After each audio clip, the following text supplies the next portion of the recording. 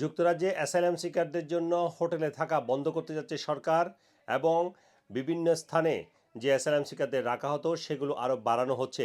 বিশেষ করে ওয়েদার্সফিল্ডে রয়্যাল এয়ারফোর্সের যে ঘাটে ছিল সেটি আরও বৃদ্ধি করা হচ্ছে। পাশাপাশি হোডার্সফিল্ড যেটিতে কখনোই অ্যাসাইলাম সিকারদের রাখা সম্ভব হয়নি সেটিকেও বাড়ানো হবে। এ ধরনের একটি পরিকল্পনার কথা প্রকাশ করেছে বিবিসি। তারা তাদের সংবাদে জানিয়েছে 2023 সালে যে রয়্যাল এয়ারফোর্সের ওয়েদার্সফিল্ডের ঘাটিটি যেখানে 800 জন মানুষ থাকার কথা রয়েছে সেখানে বর্তমানে 500 জন রয়েছে এবং সেটিকে আরও বাড়ানোর পরিকল্পনা করছে সরকার।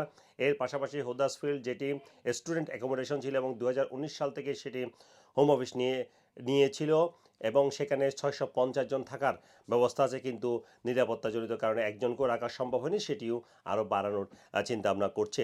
কারণ সাম্প্রতিক সময়ে এক তথ্য দেখা গেছে আগামী 10 বছরের মধ্যে হোটেলে যদি অ্যাসাইলাম আবেদনকারীদের রাখতে হয় তাহলে প্রায় 15.3 বিলিয়ন পাউন্ড সরকারের খরচ হবে এবং সরকার চাইছে এই খরচ কমাতে এবং এই জন্যই হোটেলে রাখা বন্ধ করে এইসব সাইটে যাতে করে অ্যাসাইলাম আবেদনকারীদের রাখা যায় সে ব্যবস্থা করতে যাচ্ছে সরকার।